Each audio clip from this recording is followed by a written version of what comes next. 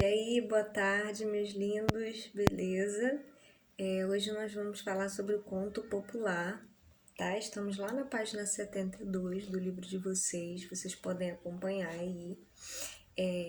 O texto, né, que nós vamos ler é o texto da Teresa Bicuda, né? E a gente pode perceber também, interessante, como que esse conto, né, esses contos, o porquê deles serem chamados de contos populares.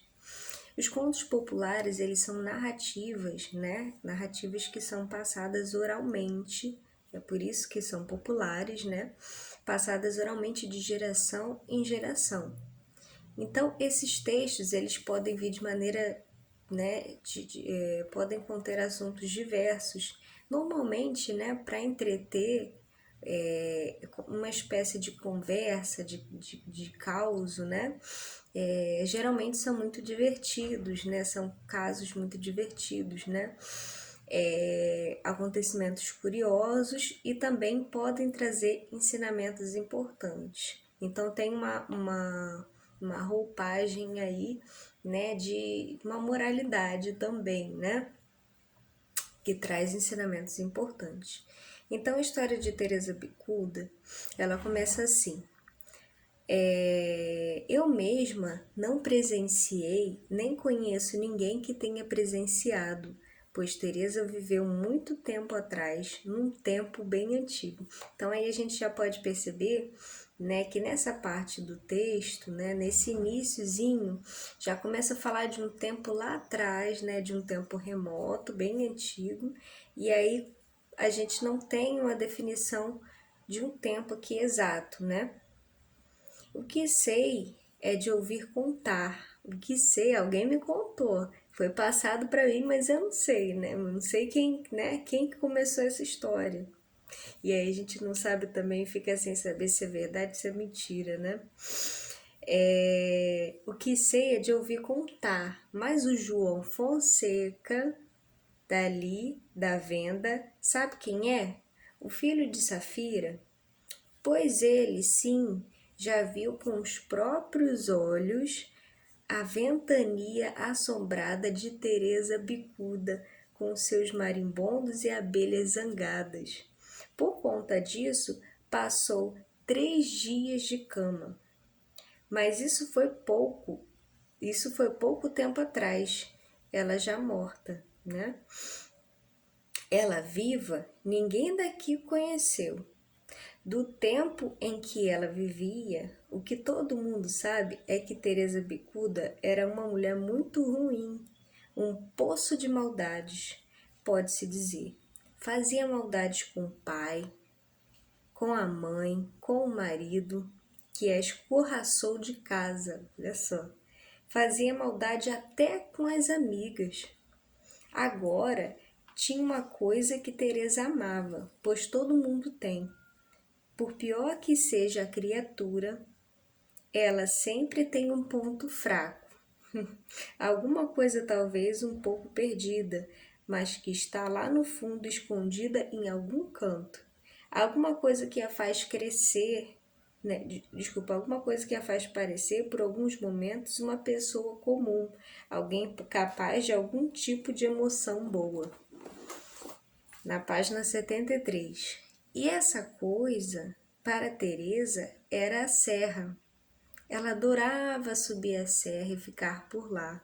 Às vezes ficava dias lá em cima, sabe Deus onde. E voltava carregada de cajus e mangabas. E essa era a única coisa boa que Teresa fazia na vida. Dava as frutas, cada uma mais bonita que a outra, maduras, sumarentas, polpudas, docíssimas, para quem encontrasse no seu caminho aquele dia. Quem ganhava essas frutas de Teresa dizia que jamais tinha comido nada igual. E assim a vida foi passando, no passo que a vida tem, até que chegou o dia de Teresa morrer, e ela morreu. Como todo mundo um dia acaba morrendo. Não importa o mal nem o bem que tenha feito na vida. Morreu cheia de pecados, mas morreu. e foi enterrado do lado de fora da igreja. Naquele tempo, os ricos eram enterrados no chão santo, dentro da igreja. Olha só, né? E os pobres no chão de fora. Teresa era rica, todo mundo sabia, mas como era também muito má e pecadora e fazia questão de não pôr os pés na igreja, em nenhuma das 3 igrejas da cidade, nunca pôs os pés em nenhuma delas. O padre nem precisou pensar 2 vezes para decidir que ela não merecia ser enterrada dentro de um lugar onde sequer entrava em vida. Mandou enterrá-lo do lado de fora, num local bem afastado, um local onde só se enterravam os criminosos reconhecidos, mortos sem extrema unção. Ninguém se lembrou de uma coisa que ela sempre dizia, que quando morresse queria ser enterrada na serra. Ninguém se lembrou e mesmo se tivesse lembrado não teria falado, porque ninguém gostava dela e não ia de jeito nenhum se dar o trabalho de pensar em atender seu último pedido. Ia. Só que teria sido melhor se tivessem se dado ao trabalho, porque foi então que o furdunço começou. Olha só, né? E aqui acaba a primeira parte, né? É um texto bem grandinho, né? Lá na página 74, começou um dia, o coveiro estava cavando uma cova perto de onde Teresa Bicuda foi enterrada. Ele estava cavando lá, tranquilo, como sempre tinha sido seu jeito de cavar. Quando ouviu uma voz meio tremida, meio irritada, meio pedinte e totalmente macabra, totalmente horrorosa. Mané coveiro, me tire daqui! Ele, que era coveiro desde menino, desde pequenino trabalhando ao lado do pai, também coveiro, estava acostumado demais com tudo aquilo. E não tinha medo de nada, nada mesmo. Aliás, minto, Mané Coveiro tinha um medo danado de uma coisa, mas era de uma coisa só. E não tinha nada a ver com defunto nem alma penada. Mas isso já é outro caso, que se vocês quiserem, eu conto depois. Então ele já tem um outro conto aqui em cima desse, né? Naquele dia, no entanto, Mané Coveiro ficou intrigado com aquilo. Vaia, o que vem a ser isso agora? E a voz tremida e horrorosa tornava a gritar, Mané Coveiro, me tire daqui. Aquela gritaria toda não parava ele, que era coveiro, mas não era besta. Resolveu sair de perto. Deu por encerrado seu dia de trabalho, fechou o cemitério e foi para casa descansar a cabeça. Quando a noite daquele dia caiu, de repente deu uma ventania pavorosa, dessas de derrubar árvore e até casa mal construída ou muito velha. E o povo todo também escutou uns gritos na rua, gritos horríveis de presságio e anúncio de coisa ruim. A noite inteira assim, uma noite horrorosa que custou a passar e não deixou ninguém da cidade dormir. Na manhã seguinte, quando o coveiro foi ver, lá estava o caixão de Teresa Bicuda da banda de fora da sepultura. Mané Coveiro matutou um pouco, mas fez que não tinha percebido nada, que aquilo era muito normal, e enterrou o caixão de novo, no mesmo local.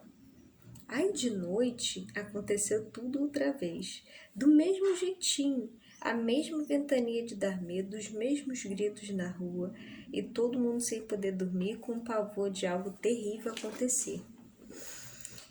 Na manhã seguinte, de novo, o caixão da banda de fora do buraco da cova. Na manhã seguinte, o caixão da banda de fora do buraco da pova. E Mané Coveiro outra vez fez que não estava nem aí, como se tivesse acostumado a ver esse tipo de coisa.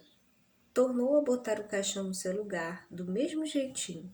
E tudo se repetiu, tudo do mesmo jeito, por várias noites. Foi indo, com aquelas noites todas de ventania e gritos e aquela ameaça de algo terrível acontecer. O povo começou a ficar tresnoiado. Mané Coveiro também foi ficando cansado de ter que enterrar de novo aquele trambolho daquele caixão toda manhã. Foi então que alguém parece que se lembrou do último desejo da defunta. Será que era isso que queria aquela maldita que não deixava ninguém dormir em paz? Por via das dúvidas, os homens mais corajosos da cidade resolveram formar um grupo e se dar ao trabalho de atender ao desejo da defunta e levar seu caixão para a serra. E lá enterraram ela na beira de um córrego que desde então ficou conhecido como Córrego de Teresa Bicuda. Agora, se a paz voltou às noites da cidade naquele lugar, no entanto, nunca ninguém mais chegou perto. Quem tentou, como aquele rapaz, o João Fonseca, filho de Safira, que é teimoso que só ele, conta que os cajus e mangabas que dão ali são os mais bonitos da serra e os mais doces. Só que tudo fica lá mesmo, apodrecendo, porque ninguém tem gosto nem coragem de apanhar. Quando alguém mais afoito vai, como esse filho de Safira, não consegue trazer nada. As árvores em volta estão carregadas de caixas pretas de marimbondos e abelhas e faz uma ventania danada no local. Nossa! Esse texto de Maria José Silveira, Uma Cidade de Carne e Osso. Nossa Senhora, hein? Que história, hein? Vocês iriam lá nesse cemitério onde que foi enterrada Teresa Bicuda? É triste, hein? É quase que uma história assim de terror, né? Tem umas partes engraçadas, tem umas partes horripilantes. Então, como a gente pode perceber, né?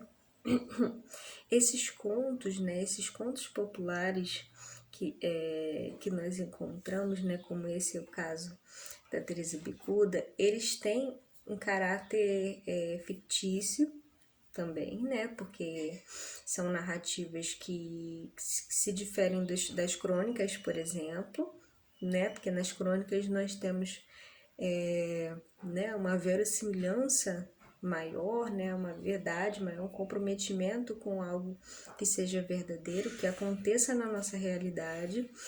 Já os contos, eles não são preocupados em narrar algo que realmente aconteça, né? A gente fala que são histórias que vão para o campo da ficção, né? Quem que poderia imaginar, né, que um caixão toda manhã pudesse, alguém, né, morto pudesse voltar à vida e fazer com que o caixão desenterrasse sozinho, né? Lá na página 79 tem um trechinho falando sobre o conto popular. O conto popular no Brasil e o personagem Pedro Malas Artes. O conto popular sofre alterações e inovações ao longo dos anos, sendo enriquecido com novos elementos da memória popular por meio da contribuição dos costumes e das crenças de seus contadores. No Brasil, os contos populares possuem ligação com as tradições indígenas, olha só que interessante, africanas e portuguesas. Um dos principais representantes da tradição popular no Brasil é o personagem Pedro Malas Artes, rapaz muito esperto e humilde, que se caracteriza por enganar e tentar levar vantagem sobre as pessoas mais poderosas que cruzam seu caminho. Os causos, né, desse personagem foram adaptados para o cinema e para a televisão. Até a Rede Globo fez uma adaptação, né, de uma série dele, né, do Pedro Malas Artes. Então, podemos concluir que o conto popular é um texto narrativo, né? Nós percebemos a situação inicial, né? O conflito, o clímax e o desfecho, né? Que são elementos da narrativa. Transmitido de geração em geração, é uma narrativa transmitida, né? Um texto narrativo transmitido de geração em geração que apresenta crenças e costumes do povo que o criou. Sua finalidade é divertir o leitor, ao narrar acontecimentos curiosos e trazer reflexões e ensinamentos sobre situações do dia a dia. Geralmente, nessas narrativas, o tempo e o espaço são imprecisos e o narrador é observador. Percebam, né? Lá há muito tempo atrás, alguém me disse isso, aconteceu isso, né? Percebam, porque você não tem ideia de quando que aquela história começou, que foi passada de geração para geração, foi passada, né? Né? De pai para filho, né? E aí você não tem, né? Quem não tem, né, um tio, uma avó, né, um avô que tenha contado uma história dessa, né? Minha avó e meu avô tinham várias histórias, né? Meus avós têm várias histórias que eles contavam pra gente, né? E principalmente porque são de outra região, né, da região do Maranhão. Então lá, né, as histórias que eram contadas lá, que a minha avó, né, a avó e a mãe da minha avó contavam para minha avó passava para gente e consequentemente nós vamos passar para os nossos filhos e netos. Mas como é que essas histórias começaram? Ninguém sabe. Então, são narrativas com tempo impreciso, né? E normalmente são situações né, que nos trazem reflexões e ensinamentos sobre situações do dia a dia, como, por exemplo, dessa Teresa Bicuda, né? O que a tornava, né, odiada por todos, né? O que fazia com que ela fosse odiada por todos, né? Por que ela não poderia ser mais gentil, né? Por que ela não... Ela tinha aquele lado dela, né? De oferecer né, as frutas, né? Era um lado bom dela, mas ela poderia ter explorado mais, né, esse lado bom dela, porque a gente não tá aqui para semente, todos nós vamos embora um dia, né? Mas a gente pode fazer o bem, né? Para que as pessoas também possam prestar as homenagens, né? E a gente possa descansar em paz depois que a gente se for, né? E descansar em paz num bom lugar, no lugar que a gente deseja, né? Porque aí não que vai acontecer o mesmo que aconteceu com ela, né? De se desenterrar sozinha porque quer ser enterrada em outro lugar. E aí também fica um mistério, por que ela gostava tanto da serra? Né? Será que era só por causa das frutas, né? Fica esse mistério no ar, né? E aí você pode inventar outras histórias a partir dessa, né? Geralmente são narrativas, né? Nessas narrativas o tempo e o espaço são imprecisos e o narrador é o observador. É bom a gente pensar nisso, né? O narrador é um narrador observador. Não tem? Por que o narrador é observador nesses casos? Porque não tem como você ter um narrador personagem, porque o narrador personagem ele traz um pouco das experiências dele, né? E como são contos assim incertos, que você não sabe se aconteceu na real, né? O narrador observador ele tem mais essa questão do distanciamento, né? E por ser de tradição popular, não costuma ter autoria. Então, são pessoas que recontam essas histórias, né, que adaptam essas histórias, e aí, mas essas pessoas não foram que inventaram essas histórias. Elas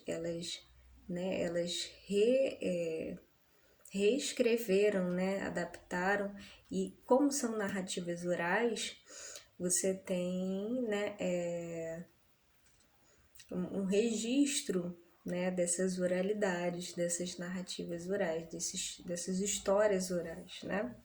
Então a gente fica por aqui. Beijos, tchau, tchau.